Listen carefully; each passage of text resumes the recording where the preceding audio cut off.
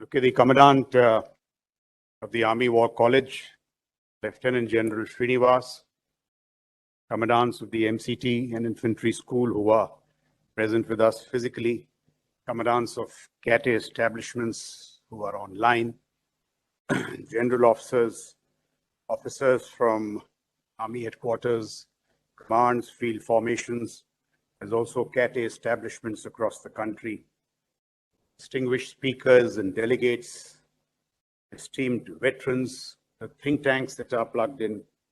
To everybody, a very good morning. And it's a great pleasure, as always, to be here at the Army War College, especially for the 23rd Doctrine and Strategy Seminar, DSS. Now, the Indian Army is understandably proud of its mastery over the traditional domains, as also its time-tested proficiencies in the fundamentals of war fighting and soldiering. Fire, maneuver, shooting, fieldcraft, our skills in mechanized warfare, mountain warfare, gunnery, combat engineering, digital communications, air defense, logistic support, etc., etc. And though over the last 2 to 3 years, we have been speaking of doctrinal evolution, in order to keep pace with the emerging challenges, I must emphasize yet again, and I've said this many times in the past, none of this is at the cost of the basics. Our basic proficiencies must be honed, but we have no choice to keep pace with the emerging challenges. We also cannot be unaware of the fact that huge, in fact, humongous change is sweeping the geopolitical and strategic military domains globally. So change is upon us. We have to be conscious about it. We are resolved, therefore, to keep abreast with, even hopefully stay ahead of, trends in doctrinal and technological evolution, while staying rooted to the fundamentals of combat, as I said. Must also be conscious of the fact, as I keep saying, that we have a neighbor on our northern borders who is now a superpower. Dealing with the superpower, everything will have to change.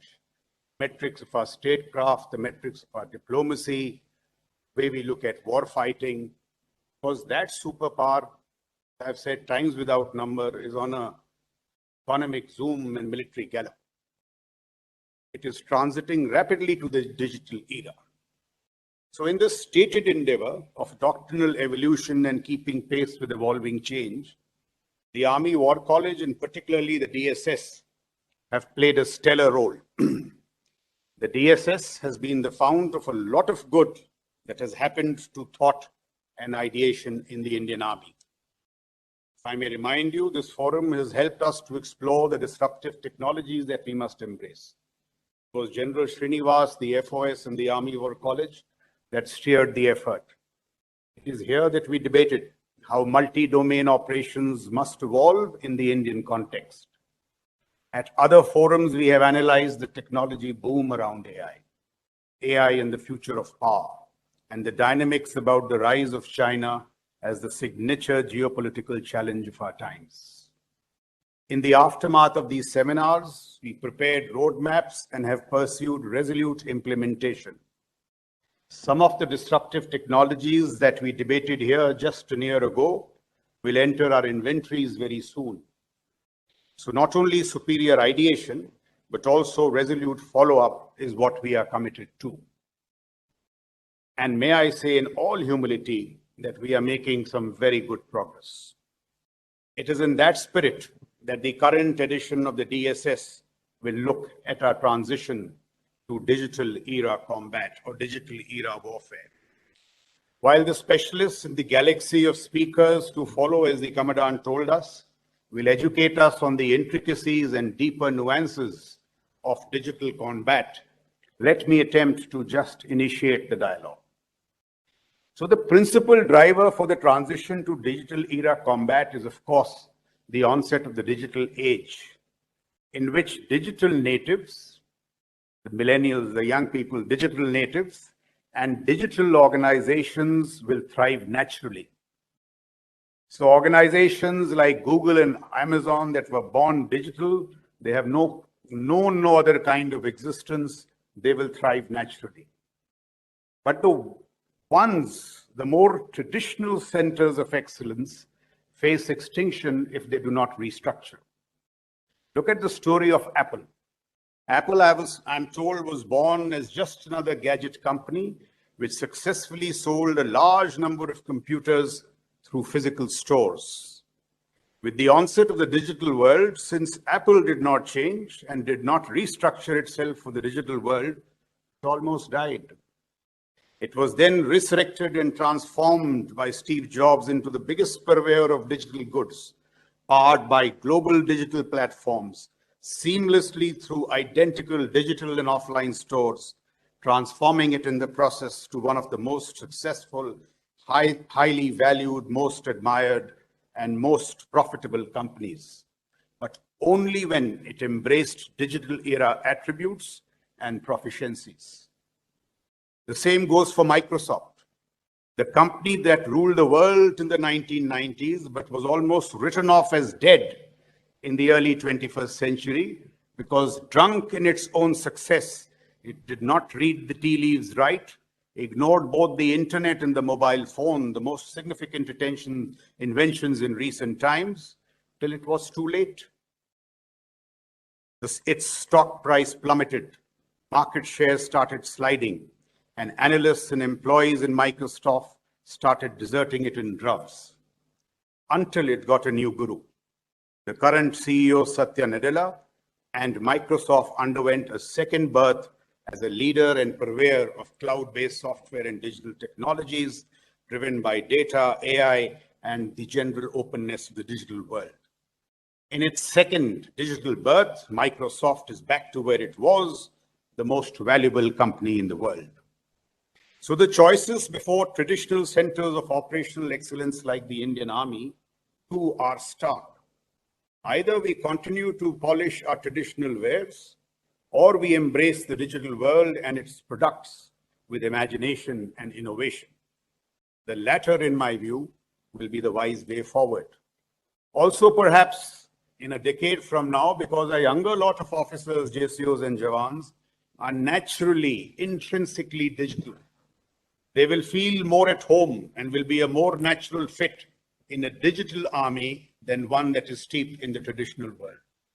So if the hardware, software, and the human capital come together digitally, see what will become of this Indian army.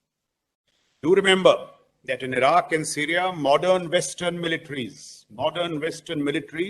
were upstaged in terms of social media leveraging and in other digital domains by organizations like the ISIS, whose cadres were naturally digital, even though they were wedded to a 7th century Islamist ideology. As the world around us, therefore, business, commerce, consumption, science, energy, and transportation turn digital, what could we do by way of leveraging digital power to sharpen our operational posture and poise? That is the key question. That is the key question that we must debate and investigate. And here I may just offer a few thoughts for your very kind consideration. In future combat, in my view, the salience of software may be just as significant as the volume and potency in hardware. The old belief that software merely supports hardware must be inverted. Future militaries will be distinguished by the quality of their software, especially, as we know, artificial intelligence and the technologies that have grown around artificial intelligence. The future may not be about the best tanks, artillery, and other platforms alone. I say alone. It may well be about investments, proficiencies in the softer layers of hard power. We may like to consider imaginative investments in developing the smartest and most adaptive algorithms, the best combat apps, and cloud technologies. If I may remind you, the very recent Operation Guardian of the Walls, the Israeli offensive into the Hamas, may have just about set the tone and tenor. So what did the Israelis do there? They created, based on AI, this super cognitive digital platform, which enabled it to do three things. Through facial recognition techniques, the first few days of the campaign, they took out the top 6 to 7 Hamas commanders. So the chief of the Gaza Brigade commander, the chief of their technologies division, the chief of their strategic projects, they were taken out. The leadership was gone using facial recognition. The point I'm making is that all these technologies, the digital world is not something about the future. It is happening. Then they used big data fusion techniques to identify in the Hamas tunnel network the points of vulnerability and struck them with precision, rendering that very famous network almost unusable.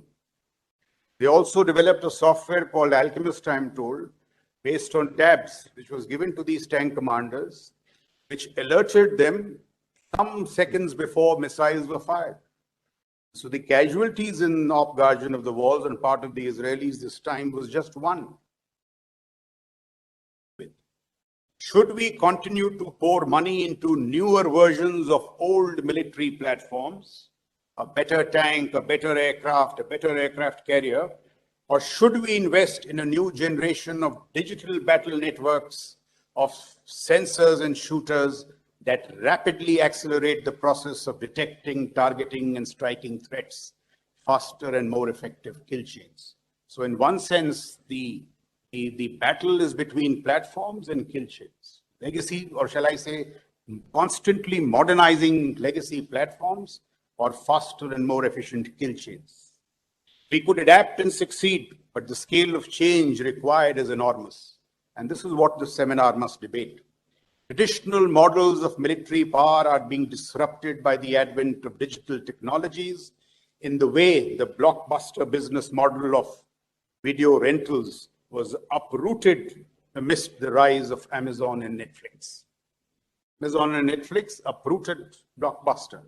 A military made up of large, expensive, heavily manned, and hard to replace systems may not survive on future battlefields, where swarms of intelligent machines will deliver violence at greater volume and velocities than ever before. Success, and as the Commandant said, perhaps Idlib in Armenia, Azerbaijan was just the beginning. Success will require a new kind of military, one built around large numbers of small, inexpensive, and highly autonomous systems. So legacy platforms versus autonomy. To build such a military, more than anything else, we would need a new kind of human capital. So we will have to look at new talent pipelines. Global militaries the world over are doing it. They are looking at new career paths for space, cyber, and this kind of specialists. New kind of human capital, imagination, and resolve, because change is always difficult. To build such a military, we will need to stop treating data like engine exhaust, a useless byproduct. We will need to instead treat data like oil, harness and leverage it to power the autonomous and intelligent military systems. These autonomous military systems that we talk about, if you don't leverage data, they're useless. You don't have the capacity to leverage data. So I spoke about data initially, that are critical to dominance in future warfare.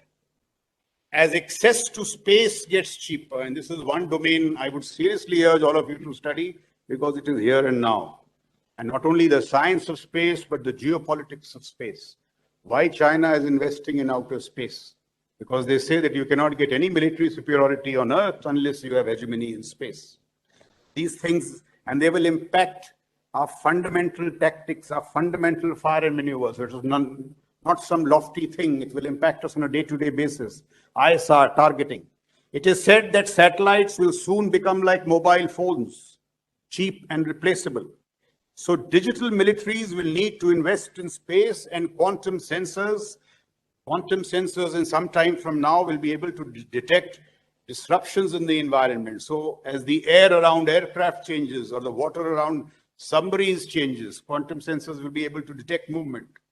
So the combination of thousands of satellites that provide an unblinking eye over the adversary and quantum sensors will give digital militaries an unrivaled edge in ISR. Autonomous platforms, space, quantum technologies. It will give you an unrivaled edge in ISR. New developments are power generation and storage. The way you generate and store power, batteries or whatever, as also hypersonic propulsion will allow autonomous systems to travel further and faster than ever before.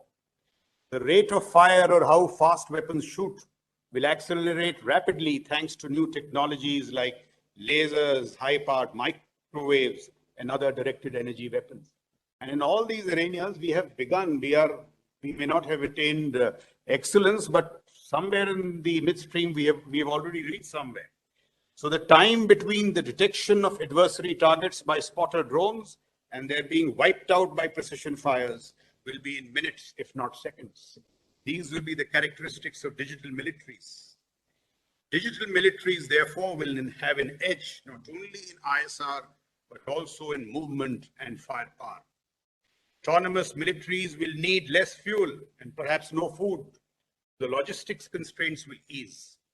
3D printing will reduce the need for vast, risky, and expensive military logistic networks by enabling the production of complicated goods at the point of demand quickly, cheaply, and easily. That is why we are trying to make a big push in 3D printing with the MCME. We're trying to at least get to the basics. The commandant tells me that at the moment 3D printing per capita is very expensive, but we are still going into it because in the longer term, I've told you what the benefits of 3D printing will be. Digital technologies will push communication functions to the edge of the networks. And the commandant of MCT, when he speaks, he'll perhaps explain it better. Every autonomous system will be able to process and make sense of the information it gathers on its own without relying on a command hub. Decentralized networks. This will enable the creation of radically distributed networks that are resilient and reconfigurable, very flexible. In my assessment, all these digital technologies that I spoke of would displace decades old, even centuries old assumptions of how militaries operate, concepts of war fighting. Not be easy, it will take decades to come. But if we acknowledge that the need is there, we must start now. Militaries that embrace and adapt to these technologies, digital militaries, will dominate those that do not, traditional militaries. So that is the simple conclusion. The challenge before the Indian Army, but the options before the Indian Army perhaps are threefold. We cannot be Amazon and Google. We are not digitally born in terms of human capital, in terms of structures, traditional. So we cannot be Amazon and Google.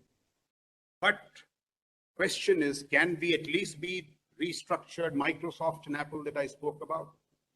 Legacy, or these, not I wouldn't say legacy, but modern platforms smartly combined with autonomous systems and everything else that I spoke about. Lasers, microwaves, space, quantum. And it's just not technology. I've tried to tell you what the deduction or the military output of each technology will be.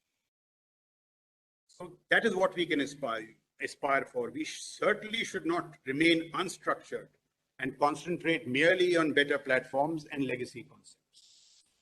Because if we do that, then we will undoubtedly, in my view, decay and atrophy. So with these words and thoughts, I rest my case. Their validity or otherwise will be determined by the proceedings of the sessions that follow. I wish the seminar the very best and look forward to the frank airing of views, fresh thoughts, and deep perspectives that cut through the cliches and the jargon that normally characterizes these discussions.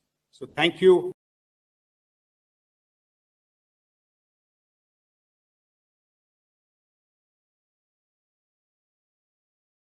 Expressing my gratitude to the Commandant of Army War College, Lieutenant General V.S. Srinivas, for inviting me to present to you today. I would also like to record my thanks to Captain Akhilesh Menon, the Indian Defence Attaché to Australia, for reaching out to me in the first instance, and Colonel Virk for interfacing with me during the preparatory phase for the seminar.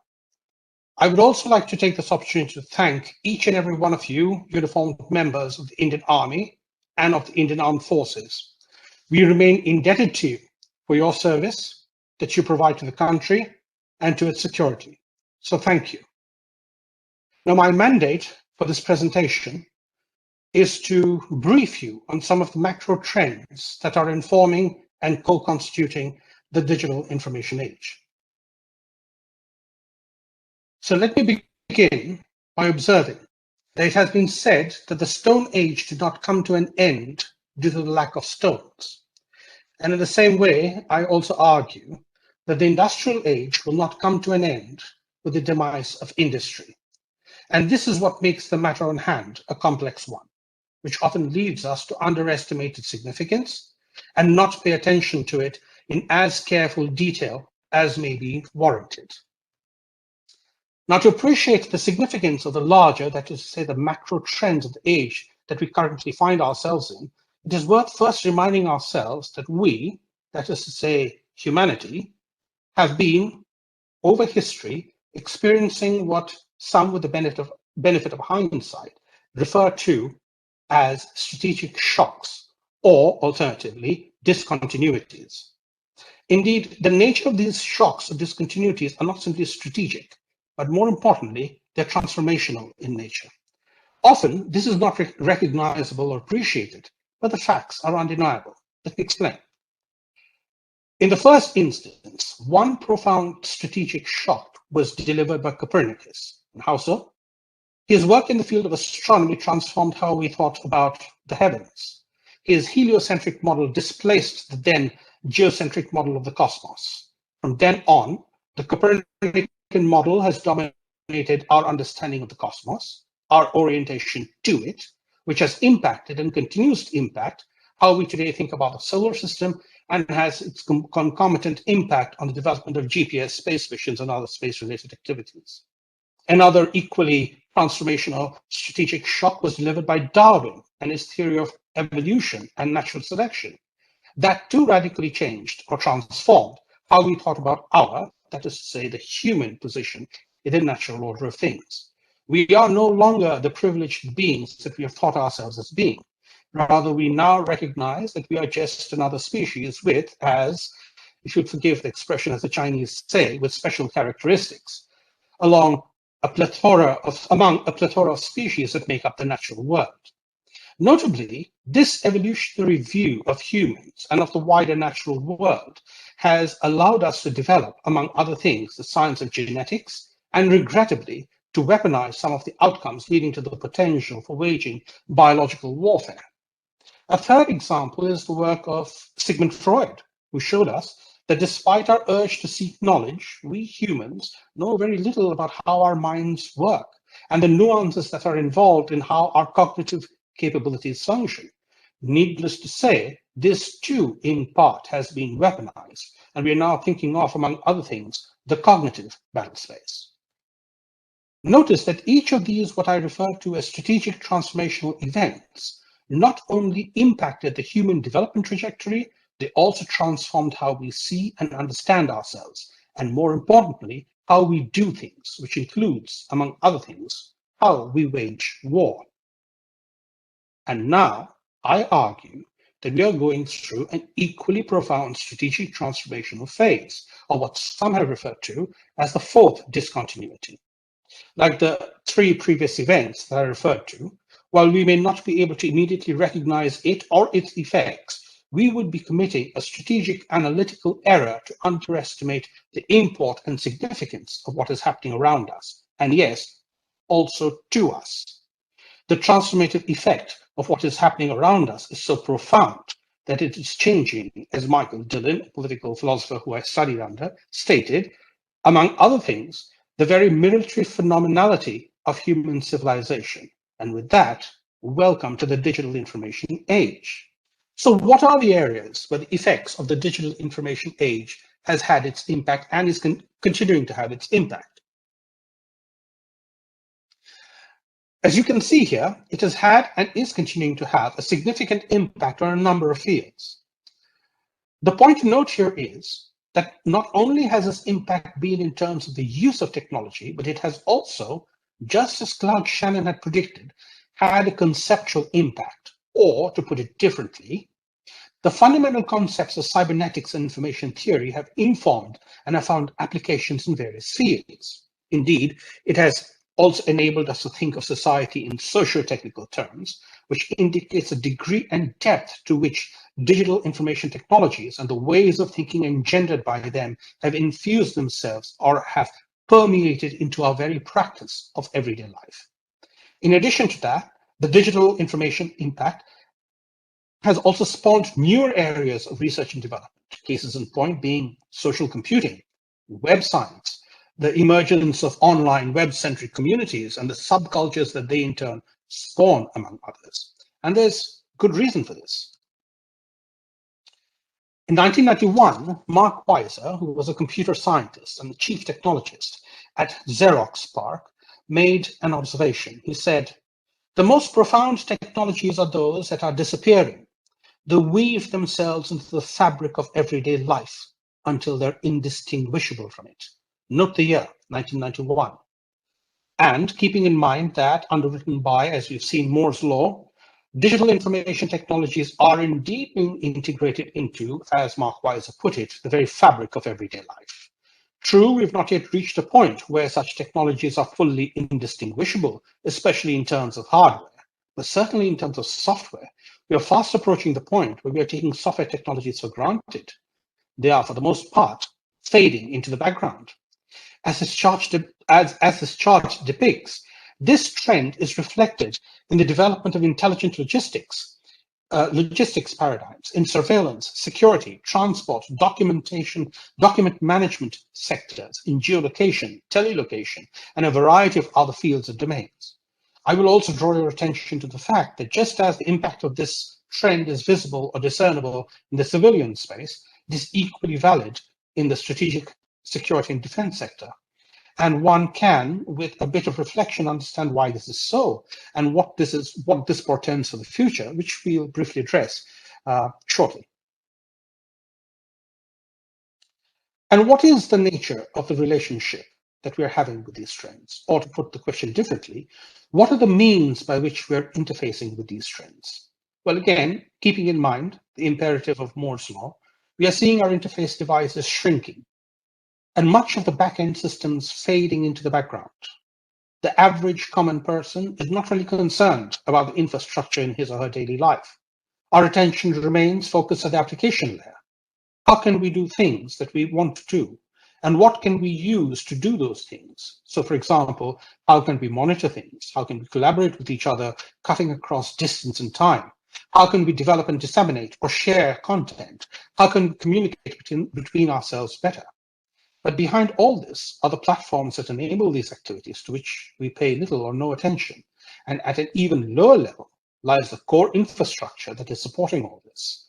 This base infrastructure is now decisively digital information in nature, thus lending credence to the assertion of us living in the digital information age. I would argue that this is now an irreversible trend. And now let's briefly cast an eye on the strategic military space. Like every other domain, this space has also been impacted by the digital information age and is subject to the trends that it is setting. Very briefly, recall all the talk about forced transformation? Well, yes, it was underwritten by those who could see the trends being engendered by the digital information age. And like in every other domain, the strategic military domain's evolution in the context of the digital information age also rests, for the most part, on the foundations of information processing and storage. Recall here that one of the first things I pointed out was that the trend that the digital information age had triggered for the storing of data in digital forms as opposed to analog. Well, as you can see, this digitization of information is allowed for increasingly sophisticated command and control systems, which allows for enhanced decision making. It has allowed for the heightening of mobility.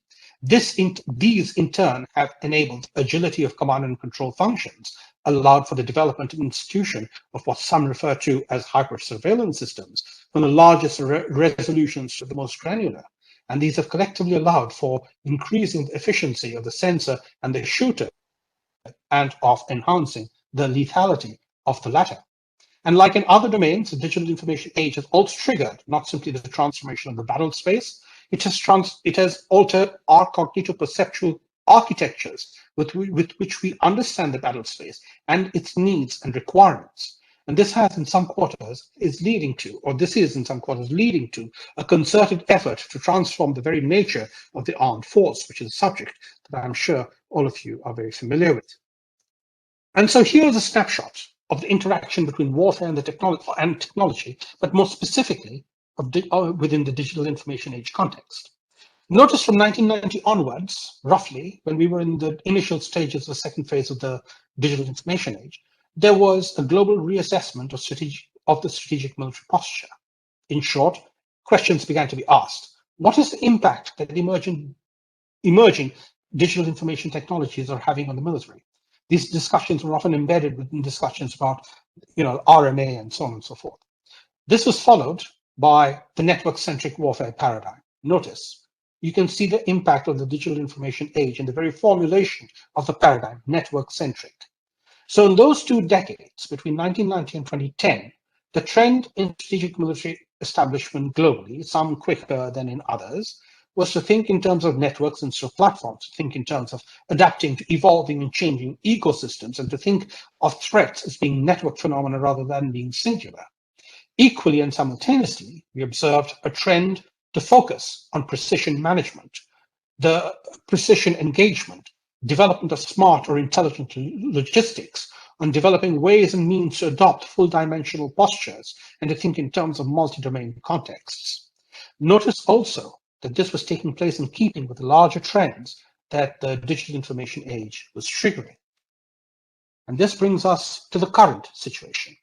Again, like in the 1990s, we are now in the midst of another critical reassessment of strategic military conditions. And like in the 1990s, this is also due to the developments and trends of the digital information age. At a macro level, we are now talking about the emergence of what I have in some of my writings elsewhere, referred to as intelligent battle space. Correlate this to the computational world or planet paradigm that I was referring to. The reference to intelligence here is first and foremost grounded on the emergent Internet of Things and at a more foundational level to artificial intelligence. The trend that we can see going forward under the umbrella of the digital information age is that we will see an increased emphasis on the institution and weaponization of cyber-physical systems, systems that connect the world to our computational systems. Intimately related to this, we will see the rise of and exploitation of ambient intelligence systems. Given that we expect a plateauing of Moore's law, we will see attempts to break through its limitations, and that pathway likely resides in quantum computing, biocomputing systems. An ancillary development, particularly of a consequence of developments in biocomputing, would be the rise of soft robotics. That is to say, robots that are made of increasingly biological materials rather than simply silicon, metals, plastics as they are today. And above all, we will continue to see efforts being made to widen the narrow AI paradigm that we are working and using today. In other words, the nature of our current AI systems is very functionally specific. This refers to the narrowness of AI. This will change, and we will see efforts being directed to widen this narrow AI and to develop what I call narrow general AI systems. Remember, general AI is the holy grail. It is what we imagine artificial intelligence approximating human intelligence to be. Outcome? Well, we will be increasingly interfacing war with and through technological means, much more so than what we are doing today. Already some military establishments in the world are experimenting with what they refer to as global information dominance experiments. Note the reference to global sensor networks, AI and cloud computing systems. These are terms that we've come across earlier. Also, note also the ambition to see in advance and the trend to create a decision space. And this is happening as we speak. And so, what does the picture look like if we put everything together? Classed under the general categories of people, technologies, processes, and organizations, the emergent trends look something like this. These trends are interconnected, but that does not mean that they will unfold in sync with each other. We will see some develop quicker than others. We will see some stagnate well ahead of others. We may see some giving rise to possibilities that are not listed here or indeed have not yet been thought of. And to put all this in the context of threats, strategic military considerations, and to correlate all this to emergent areas of science and technology, the composite picture may look something like this. Notice that each of entries under the emergent S&T areas column is in some way or the other underwritten by developments in the digital information space. Equally notice that each of the emergent threats are somehow enabled by trends in the digital information space. And finally, notice the entries under the emergent strategic military considerations are equally underwritten by trends that are underway in the digital information space. And so, what about the future? Like I mentioned previously, there'll be an increased emphasis on pushing the biocomputing frontiers. One of the key areas in this regard is neuromorphic computing engineering, which is basically to learn and apply the lessons that biology teaches us, the key being low cost and high functionality, a model that our brain quite literally employs. Increasingly, our most powerful computing systems, albeit very sophisticated, is magnitude less in capability than not simply the human brain, but also brains of other evolved animals. So you can imagine what the aim of this trend is and the attraction that it has for researchers in the years to come. A more general space which will see a very high level of focus and activity is in the development of natural computing systems. While neuromorphic computing systems are focused on the brain, the natural computing system paradigm looks to biology in general. Indeed, it considers nature to be a computational system that, among other things, processes information, which it does smartly, efficiently, and with elegance. It is also speculated, and it is this speculation that underlies this trend to focus on natural computing systems, that we may be able to evade the problem posed by the diminution of Moore's law. The objective, to develop computational systems that can adapt, and most importantly, above all, that can reason. And finally, as you know, quantum computing is exploitation of the collective properties of quantum states, such as superposition, entanglement, to perform computation. But here's the very interesting thing about quantum computing. Theoretically, any computational problem that can be solved by a classical computer can also be solved by a quantum computer. Conversely, any problem that can be solved by a quantum computer can be solved by a classical computer, at least in principle, given enough time. This means quantum computers remain true to the Church-Turing thesis. Then the question arises, why do we spend so much energy and effort and time to investigate quantum computing? Well, note I said, any problem that can be solved by a quantum computer can also be solved by a classical computer, given enough time. The keywords are given enough time. That means it is believed, and it remains to be proved, though increasingly it's tending to be so, that quantum computers may be able to quickly solve certain problems that no classical computer could solve in any feasible amount of time. Again, keyword is feasible. This is known as quantum supremacy. And if this is proven true, and likely it will, then the impact will be felt almost across all domains of human knowledge. And this accounts for the increasing trend to investment time, energy. Arguably, natural computing and quantum computing are the frontiers of the digital information age. And before I end, some couple of cautionary notes. If I've sounded enthusiastic at times during this presentation, then that's because I am enthusiastic about the emerging trends of the digital information age. Why enthusiastic? Because this is a time like no other. We are in a phase where our world, and we along with it, are transforming into something that is quite radically different than what we've been used to. But there's also a need to remain grounded. This rendition of the K-wave explains why. We need to always bear in mind that the trends that I have highlighted thus far go through phases marked by prosperity, recession, depression, and improvement. Indeed, the field of AI, since about the 1960s till about early 1990s, went through the recession and depression phase. This was known as winter of AI. Today, it's in the improvement phase. Similarly, each of the individual trends of the digital information age that we have looked at today may be expected to go through the same. But that should not convey the impression that the trends and related technologies are at a dead end. Well, some may be, but as I mentioned a number of times already, the macro trend of the digital information age is now irreversible. And this highlights what I've just mentioned about, although just represented differently. But notice something interesting about this chart. First, almost all technologies listed on this chart are within the innovation and inflated expectation phases. Second, almost all of them are within the 2 to 5 to 10-year time frame. And third, there are no technologies listed that are noted as being likely candidates to be obsolete before plateauing. And this indicates a direction that the digital information age is taking us towards. And finally, in conclusion, if all this is indicative of the macro trends of the digital information age, then where are we headed? Short answer, future unknown. But what is certain is that we are on a hell of a ride, even though it may not seem so to many of us today as we go about our everyday lives. But you know what is interesting about unknown futures? It presents us with an opportunity. It allows us, as Admiral Zabrowski had observed, to not simply anticipate the future, but more importantly, to create it. This is our opportunity.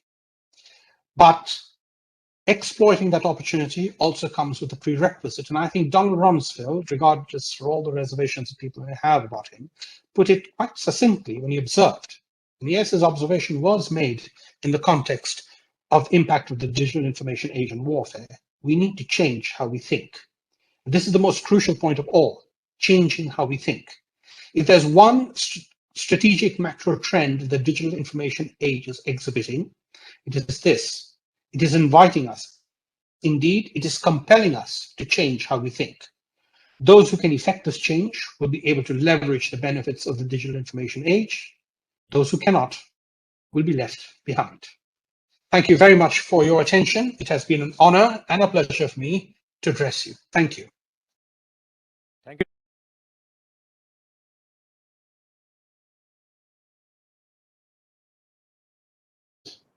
So in the next 40-45 minutes, I shall be covering this topic on digital era combat, what's the criticality and its challenge in the current context. So that will be my topic for taking it forward.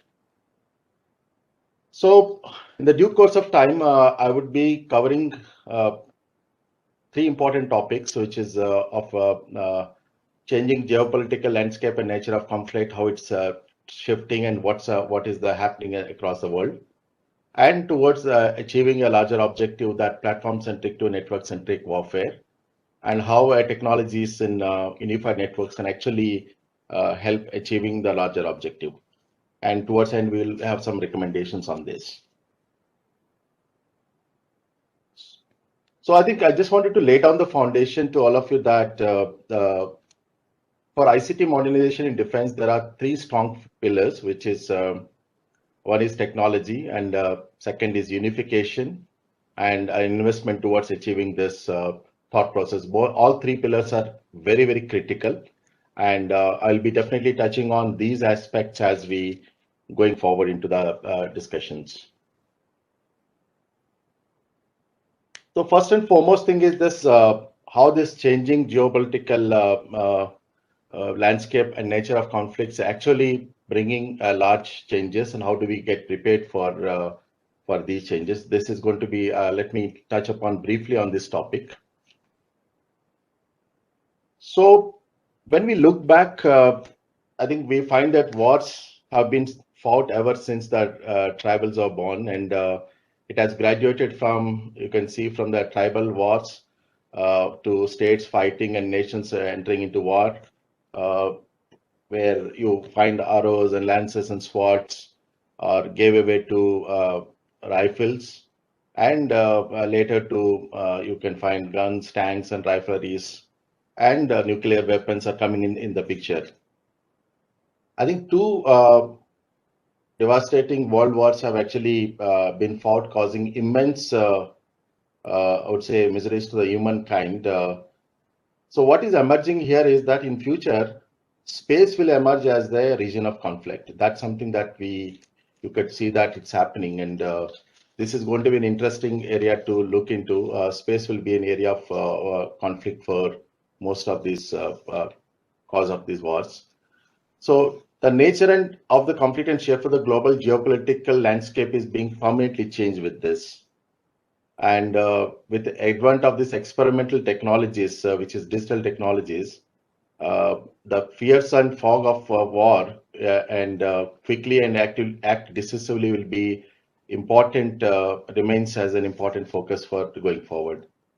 I think with this, with the increasing digital world, the capture of data and not the territory, and the compromise of critical information and on infrastructure and not the state borders are the new security challenges that we are going to foresee in time to come.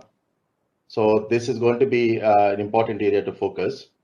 So needless to say that in future you'll find supercomputing, machine learning, artificial intelligence, and are going to be ingredient besides cyber weapons. That's going to be an area of, which is going to be drones, ballistic missiles, and space-based satellites, and in addition to the existing weapons, are going to be coming to the existence.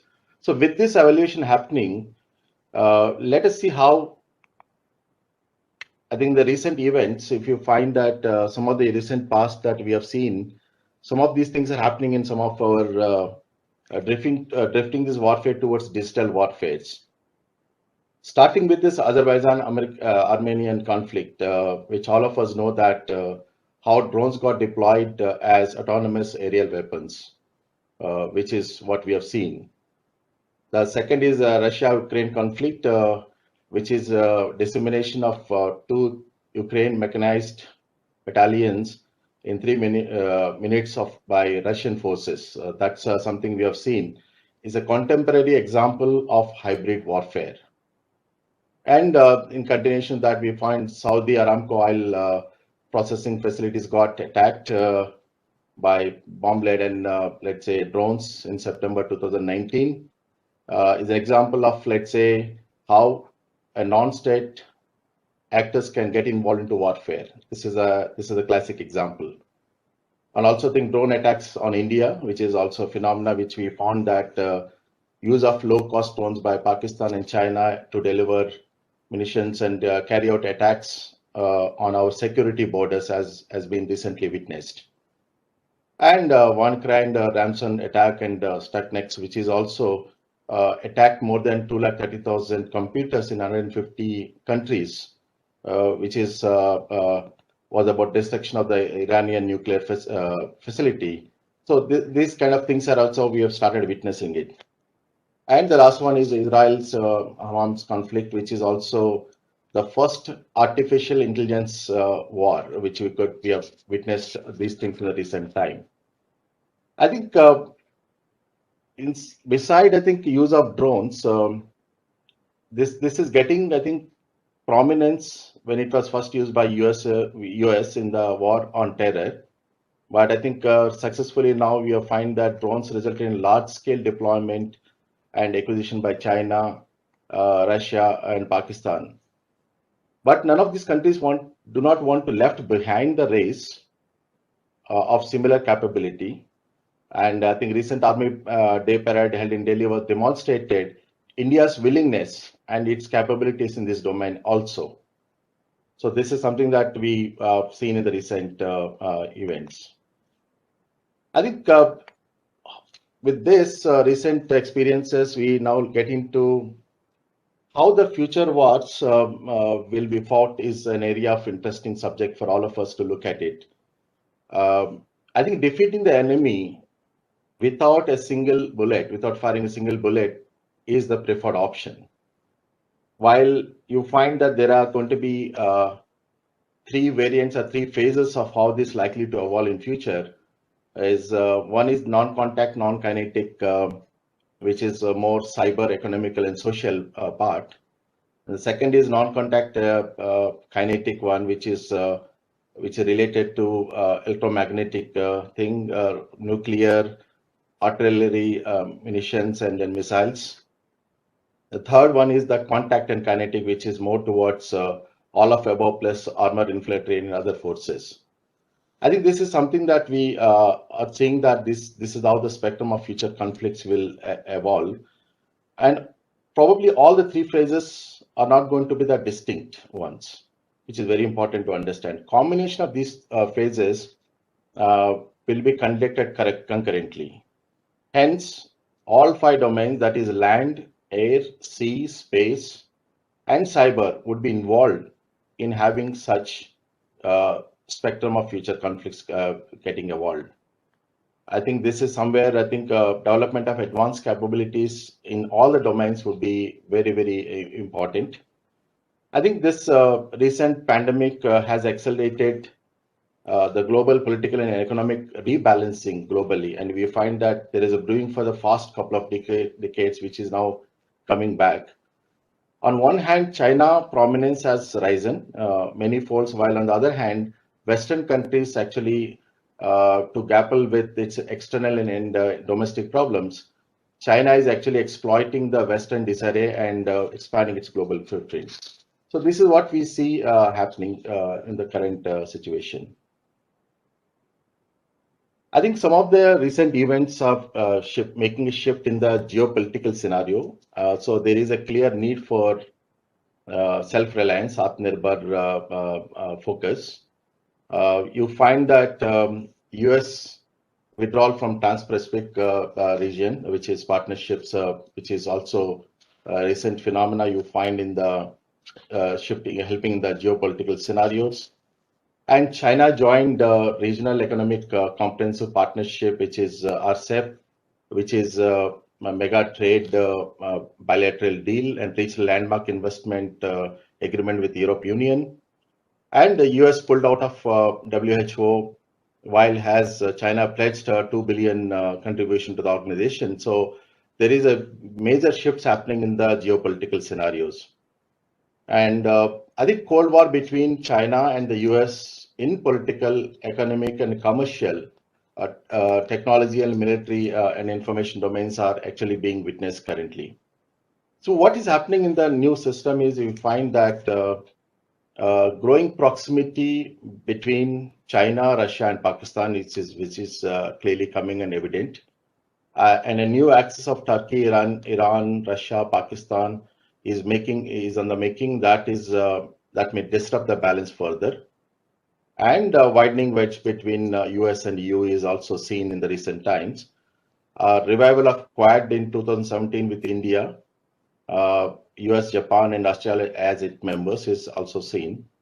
Armed conflicts between recently in Afghanistan, ongoing border dispute between Israel, Palestine, and Lebanon on one hand, and on the other hand, India with neighbors on the other hand is going to be. So with these new changes and dynamics happening, new alignments, I think it's very clear that there are no permanent friends and foes. So we need to be technologically advanced to become self-reliant, to safeguard our territorial integrity and interests. So this is going to be very, very important in the current times. So Atmanirbhar Surakshit Bharat is therefore the need and the way forward. I think realizing this important, just wanted to bring you, all of us keep hearing about 5G technology, which is emerging as the latest technology in terms of connecting all of us together. I think globally we find that this is something that huge investments are actually happening in the 5G market. If you look at in 2020, $53 billion of investment, they expected to grow at a 30% CAGR, and then maybe reach to $250 billion by 2026. All these things are happening because there is an immense demand and the need for having disruptive technologies which can make this communication seamless and on a real-time basis. We also find that nations such as US and Israel and Europe have already invested huge sums of money towards R&D and 5G already. So we find that similar thing happening in the 5G investments in defense, realizing this importance of the network-centric operations, and most of the countries' defense systems have started investing into 5G, which is expected to currently at a 64 million in 2020, is expected to grow to 130 million in the next 5 odd years. This is what we see in the technology side happening, huge investments towards a 5G and ICT, which will result into better connectivity and innovative solutions to address some of these aspects. So the other aspect is about this C4ISR defense global market size. I think this is something which is also considerably increasing in terms of the focus. Currently about $120 billion is expected to $150 billion by next 5 years time. And we are finding that countries are already heavily investing into C4ISR for a better situational awareness and thinking of OODA loop. So this is something that we find happening in the marketplace. I think as a result of this, if you see, all these things are happening with one thing which is very common, which is across all these countries, is that most of these countries are actually spending a good amount of 5% of their defense budget towards ICT modernization. This is one thing that we found very common across all these countries that we spoke about. However, in India, I think currently the spending, if you take out NFS separately, I think the amount of investments are very, very negligible. So this is an area which requires attention in terms of getting prepared for in terms of digital era. I think this is something that we recommend that at least a 3% of our defense budget must go in modernization of ICT infrastructure in line with the global standards, in line with the future conflicts, addressing the future conflicts. So this is going to be very, very important aspect. And I think need for theater command to meet these future challenges is of utmost importance for us. That has been already identified, and because there's no one service would be able to meet the challenges of future. That's very, very clear. Connectivity is either that will act as a catalyst or to achieve jointness, as we spoke, of our defense forces. So that's going to be an important, a network will become a catalyst in making this larger objective achieved. Our ICT modernization philosophy should therefore be tweaked towards at least to achieve the jointness, and there must be considerable investment towards making bringing these technologies and shaping this entire doctrine towards achieving this the larger objective. So having said that, I will now move into a little bit on we spoke about geopolitical scenarios, need for self-reliance, and so therefore there is need for investment in networks and C4ISR and to build NCO capabilities. Let's look at the concept of, let's say, jointness, how we can achieve through jointness in technology.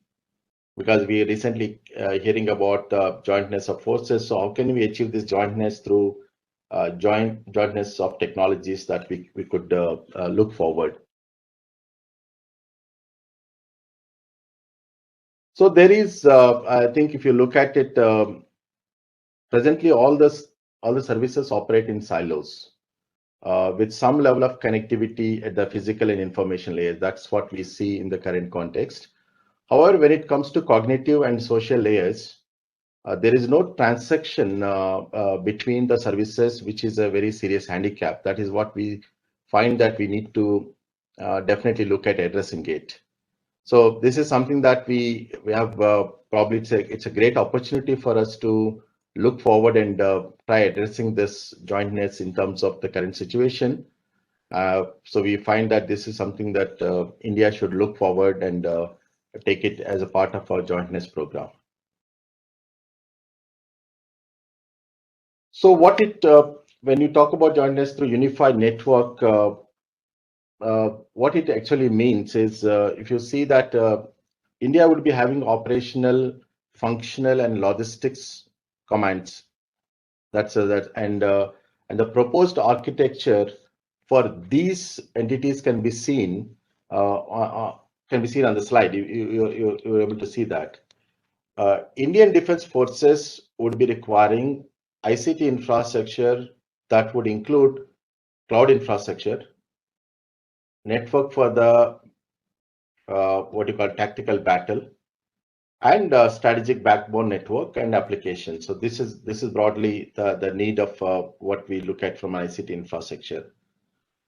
One of the most important objectives in future wars would be to shrink this OADA loop through situational awareness and better coordination amongst the services and connectivity between the sensor decision maker to shooter grid. I think that's going to be important, that seamless real-time communication. I think this is where I think new technologies can actually provide unified networks which can actually achieve these objectives of, let's say, how we can solve this important aspect as we go forward. So that's going to be very important aspect, and we find that I think currently India will have 3 operational theater commands: North, Eastern, and Peninsular. 1 functional theater command, which is air defense, and 1 more maybe on logistics. So there is a need to look at jointness of technologies, getting this unified network, which will improve this overall putting the entire things together. This is where I think latest technologies, including some of us, can actually help achieving this objective. So I'll just move into some of the, just to sum up that what are the, in the current scenario, what are the challenges that we see. So one thing is that we find that we do have a very robust, I would say that scalable agile backbone, which is through, whether it is for network for Spectrum, AFNet, and NCS in place. This is absolutely is there. However, due to their role and architecture, interconnectivity, mobility, and remains so a matter of concern. So there is amongst all these agile backbone connectivity. So there is a I think we just need to look at the interconnectivity part. So that's something which is an area which could be improved. And second is that during the active hostilities in future wars, each entity in the TBA would be expected to be a smart networked entity. So that's very important in digital wars. Creating networks in forward areas with these capabilities during peacetime and using dual use technologies would be definitely an important aspect to put us into a better position. We don't have a communication system for cutting edge tactical battle area, which is TCS 2000, is yet to see the light of the day. Absence of a tactical battle communication system is a serious handicap, I believe, which needs to be addressed on priority. The existing MCCS, which is a mobile cellular communication network, has already outlived its intended life, and needs to be upgraded with a 5G network on priority. This is something that we've seen that in line with the global standards, global benchmarks. This is an important priority for all of us. Deploying 5G, 4G private LTE networks in northern and I would say eastern theaters would be essential, because the connectivity is not very great in these areas, and to connect the millions of unmanned ground sensors and sensor grid, so that the digital, and besides providing connectivity to our forces, we can actually take a real-time decision making using this. Also, I think the Indian Army needs to upgrade, replace anti-inflammatory obstacle systems, which is of 2005 vintage by Smart Digital Frontiers. Every year we spend approximately 100 crores in maintaining this system. So there is a need to look at replacing this system. The other aspect is about Smart Digital Frontiers with their user-friendly whether unmanned ground-based systems which are drone, anti-drone capabilities, would be a game changer in providing surveillance, situational awareness, as well as reduction in casualties and better, I would say, response rate to the threats. This is going to be so. I think industry at large is definitely have the indigenous technology, which is Atmanirbhar based. We have capabilities to build these digital frontiers, upgrade our MCCS networks in the country, in creating this 5G networks for the tactical battle areas. I think one of the biggest, I would say that impediments in ICT modernization into our defense services forces has been paucity of the fund. So hence we've been saying that a separate allocation of an ICT budget, allocation of ICT funds within the defense budget would make this feature, as we are speaking, possible, and with the digital technologies being adopted more and more. So I would like to bring few recommendations as we discussed to the recently in the last few minutes about to the Army leadership for consideration. First and foremost is this prioritization of ICT modernization, which is a very, very important aspect. And this is something that is of paramount importance for achieving joint needs and situational awareness and shrinking of the OAD loop. So this is one important aspect that we would bring it to the recommendation of the Army leadership for consideration. Second is that, as I said earlier, that dedicated non-lapsable ICT modernization budget, at least a minimum of 3% of the defense budget for achieving this, bringing all these disruptive technologies on, and which is going to be very, very essential. This is a second recommendation. And third is about there is an urgent need for creating digital frontiers for our northern and eastern theaters. And Indian companies, including STL, has capabilities towards jointly working with the Army in creating this digital frontiers, which is Atmanirbhar Indian-made technologies. And the fourth recommendation is about we spoke about upgrading this MCCS network with the latest cutting-edge technologies and 4G and 5G. This is another recommendation that we bring forward to the leadership for consideration. I think the fifth is important is that there is a need to create innovative solutions like tethering drones with EW capabilities. So this is something that the current context is very, very very important in the current situation. So this is something that we also look at recommending it. The sixth recommendation would be communication system for tactical battle area, which should preferably be based on 5G and beyond technology. This is something, as the technology is evolving, we would suggest that we, as a part of doctrine strategy, this entire aspect should be redebated in terms of what should be communication system for the tactical battle area, which is using the latest cutting edge technologies. And I think on the last recommendation is about notification of a policy on a telecom ducts along all the border roads, because I believe most of our border posts today are required to be strengthened on the communication. I think putting up an optical fiber network along the border roads could actually make this entire network 5G achievable, and then as well as connectivity will improve. So that's about what I wanted to talk about, the interesting subject on the digital era combat, which is the criticality and its reliance in the current context.